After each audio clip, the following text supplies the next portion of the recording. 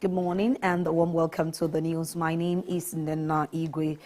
Beginning with the headlines, Ebonyi State government to launch investigations into alleged collusion in a baby racketeering case. A student of University of Maiduguri kick against renaming the institution after late Buhari. And on the foreign scene, Saudi Arabia's sleeping prince dies after 20 years in coma. Now the news in full. Ebonyi State government has announced its plan to launch into an investigation on serious allegations made by Sahara reporters that claim that the National Agency for the Prohibition of Trafficking in Persons, NAPTIP, in Abakaliki has colluded with the Ebonyi State Ministry of Women Affairs and Social Development to aid the police in covering up a case involving a baby alleged to have been sold for 25 million naira. The Commissioner for Information and State Orientation, Chief Ikowa Omebi, while briefing newsmen in the state on the matter, said that the state government will not spare anybody found culpable of the allegation. Osondo Unguta has more to tell us. Chief Ikowa Omebe, who said that it is the mandate of the Ministry of Women Affairs and Social Development to keep vulnerable children who need urgent attention to her custody for their survival, frowned at the sale of a baby for 25 million naira saga, emphasized on the state government's commitment to uncovering the truth, assured that Governor Francis Nwifuru-led administration would not tolerate any misconduct, especially regarding issues as critical as human trafficking and the welfare of children, and further informed that investigation is ongoing to ascertain the genuineness of the circumstances surrounding the baby's birth, paternity, and other incidents thereon. In the said report, the family of Mweze Philip Obashi from Umuobuna, Etiti in Uburu, Ohozara local government area of Ebonyi State, has accused officials of National Agency for Prohibition of Trafficking in Persons, NAPTIP, in Abakaliki, of colluding with Ebonyi State Ministry of Women Affairs and Social Development to prevent the recovery of a baby allegedly sold by police officers. From the information at my disposal, the Ministry of Women Affairs and Social Development, Ebonyi State, became involved in the matter when the police brought the baby for official documentation. The mother of the said baby gave up the said baby for custody and possible adoption since, according to her, she was not financially and emotionally stable to keep the baby. According to him, what the ministry has done is to ensure that the child is kept where his welfare and security would be guaranteed, pending the conclusion of the investigation on the matter, and assured that as the investigation unfolds, further updates on the matter would be made public, noting that the present administration under Governor Francis Nwifuru would stop at nothing to ensure that justice is served on any staff of the ministry found culpable on the matter, and to restore public confidence, especially in institutions meant to protect the vulnerable. Ordinarily, the state government would have kept mute on the matter, since agencies of government such as the Nigerian Civil Defense Corps, the NAPTIP, the police, and the Ebonyi State Ministry of Women Affairs and Social Development, earlier accused of compromise on the matter through their agents, have taken their turns to debunk the allegation. The outcome of the investigation will determine the next line of action to be taken by the state government, and I want to assure members of the fourth estate of the realm and indeed the general public that justice will be done. The Commissioner for Women Affairs and Social Development, Mrs. Felicia Wankuma, denied the involvement of the ministry in the 25 million saga and assured of aligning herself with the administrative vision of Governor Francis Nwifuru, who she said his love for children of the state is in tandem with the Child's Right Law of 2010, and emphasized that the ministry would stop at nothing to unravel the truth of the matter. I'm even shocked about 25 million naira. I don't know where that story is coming from. His child is with us. Is in the custody of the ministry for ensuring that the baby's welfare is taken care of. So the anything about 25 million naira, I don't know where that story is from.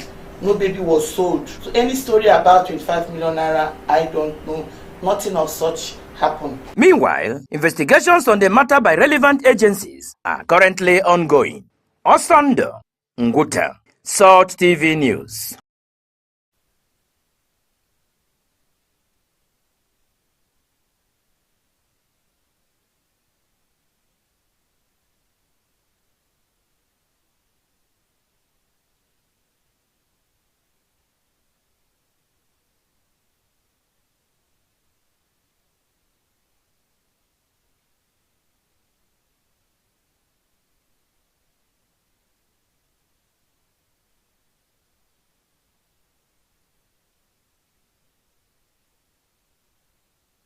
Mr. Onya lamented that the Mining Act of the Federal Republic of Nigeria, which stipulates that all minerals are under the exclusive list, meaning under the control of the federal government, has greatly affected investment in the solid minerals sector. The commissioner made it clear that the state governor, Chief Francis Nwifuru, was very much interested in industrializing the state and promoting an investment-friendly environment in Ebonyi State, maintaining that mining activities would boost the economy of the state and contribute to its development. Ebonyi is open for investment, and whenever we see willing and genuine investors, we do not allow them to go back. They are here with their money, and we want them to invest their money here, because when they do that, we benefit from it. They will also benefit. So it's going to be a win-win situation for the both parties. The operational and administration manager of Radiant Mineral Products Limited, RMPL, Mr. Okudili Eze, said the company was interested in investing in the mineral sector in Ebonyi State, but regretted that all the available promising mining sites in the state have been allocated to dormant mining license investors, and appealed to federal and state government to cancel dormant licenses and relocate the mining sites to serious investors who are ready to develop the resources and unlock the economic potential of the state. According to Mr. Eze, these dormant licenses, which are non-operative, have prevented them from securing viable mining sites and greatly hindered their plans for the past 18 months to invest and develop the resources. So governments have role to play, and them also have role to play. It's not just one side. The Group Chief Financial Officer of Radiant Mineral Products Limited, Mr. Vankas Koma, said the company was ready to establish a fully integrated battery manufacturing company in the state to create wealth and reduce unemployment in the state. We have already a setup which is already existing in the country, in Nigeria, in Ogun State. We are assuring that we will set up here in Ebonyi State also. So we have precedents wherever we are exploring. We got some sites where we explored. When we are exploring the new sites which has potential, those sites are already under some or other licenses. The most peculiar part is that the license holder seems to be opportunistic. They are not doing any kind of mining, but they are just holding the license to grab huge sum of money from the company to whom they want to sell. Mr. Koma therefore appealed to the state government to prevail on the federal government to cancel dormant mining licenses issued to non-operative companies and make them available to serious investors. Emma Nwore. Activities marking the grand finale of Students' Week, organized by the College of Nursing Sciences, Alex Ekweme Federal University Teaching Hospital, Abakaliki, in collaboration with the Students' Union Government, have been rounded off in Abakaliki. The report. The grand finale of the Students' Week celebration featured award of recognition to outstanding students and lecturers for academic excellence, leadership, and participation in various activities. The SUG President, College of Nursing Sciences, Alex Ekweme Federal University Teaching Hospital, Abakaliki, Maxwell Madukwe, said Students' Week is a significant event for students to socialize, relax, and celebrate their diverse culture through social, cultural, and sporting activities. Marking the Nurses Week, we're having something like a dinner night where we come together to marry, showcase our talents, and also work to socialize together. We're going to have students displaying their talents, different performances. We're also going to give some people that we have thought they have done noble and they have done something that worth giving them an award. So we're going to be giving awards to other people that have done well in the society. Speaking on behalf of all the awardees, a lecturer in the College of Nursing Sciences, Reverend Father Shade Obase, who was recognized and honored with an award of excellence for outstanding support and leadership, described the exercise as a motivational surprise package due to his interest in the affairs of students, especially through spiritual counseling. Yeah, actually, as I said, I was thrilled with the award. I wasn't expecting it. I've been so much interested in the affairs of the students. You know, schooling is not just a classroom affair. It is all-round formation, holistic formation. So I try to be there for them through counseling, through spiritual advice and so on. According to the students, the event was organized to boost students' morale and encourage them to continue to excel in their respective fields. The event ended successfully with award winners competitions in various activities, talent shows, dancing competition, and debates, among others. Charles Olejino for TV News.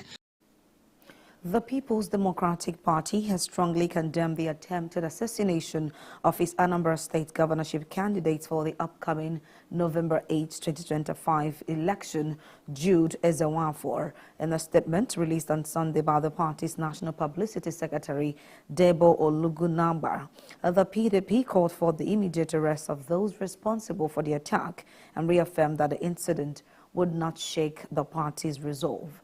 Detail. Ezewafor was reportedly attacked by unidentified gunmen who opened fire on him in Abuja as he was returning from an engagement. The party said some desperate interests threatened Ezewafor's rising popularity and are trying to stop him from contesting the election. The party said it has also been made aware of other plots by some anti-democratic elements in Anambra State to commence series of smear campaigns against its candidate following the failure of the assassination plot. It said the attack on the candidate was another sad commentary on the alarming level of insecurity in the country. PDP therefore urged the Inspector General of Police to swiftly arrest the attackers and their sponsors and to strengthen security around its candidate ahead of the election. You're watching Soul Television News. At this point, we'll take a short break. We're back with more stories. Please stay.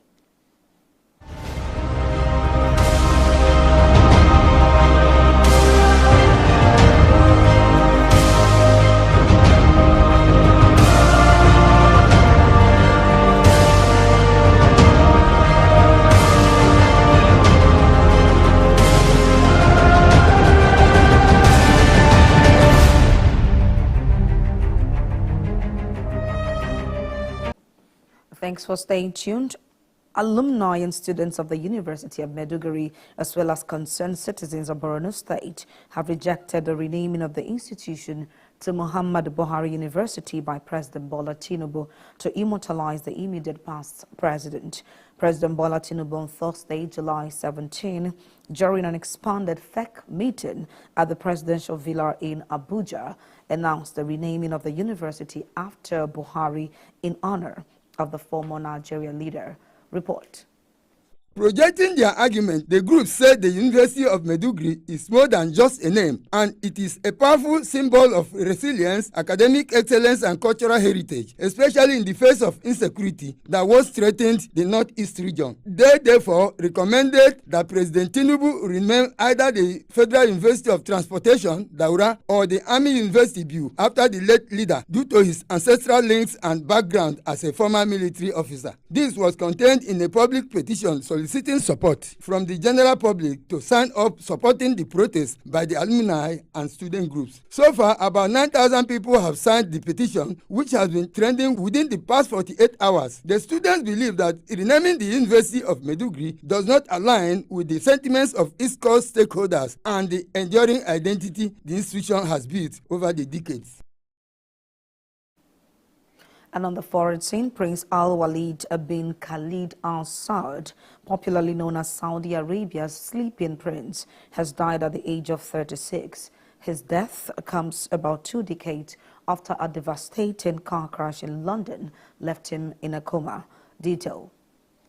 The prince, who was just 15 years old at the time of the accident in 2005, suffered a brain hemorrhage and internal bleeding. He never regained full consciousness and had been on a ventilator ever since. His father, Prince Khaled bin Talal, in a post on X on Sunday, Prince Al-Walid was a student of a military college in London at the time of the accident. His father played an active role in his treatment, fighting for his son's life and constantly refusing withdrawal to his life support, including defying doctors' advice to let nature take its course back in 2015. The South Korea's Interior Ministry said at least 2 people were killed during heavy downpours on Sunday, bringing the death toll to 14 from torrential rains this week. The toll could rise, with 12 people still unaccounted for after 5 days of heavy rain. Detail. A woman in her 70s was killed when her house collapsed in a landslide, while the body of a man in his 40s was found near a bridge after he drowned. Yonhap News Agency reported the total number of deaths from the 5-day deluge now stands at 14, according to official data. Most of the deaths occurred in the southern country of Shenang, which has seen nearly 800 millimeters of rain since Wednesday. 2 bodies were found there early Sunday during search and rescue operations, raising the number of deaths in the rural country to 33,008, with 6 still missing. South Korea typically experiences monsoon rains in July and is usually well prepared, but this week the country's southern region were hit by especially intense downpours, with some of the heaviest hourly rainfall on record, official weather data showed. And with that story, we end the news. But before we go, a quick look at the major stories. Ebonyi State government to launch investigations into alleged collusion in a baby racketeering case. Students of University of Maiduguri kick against renaming of institution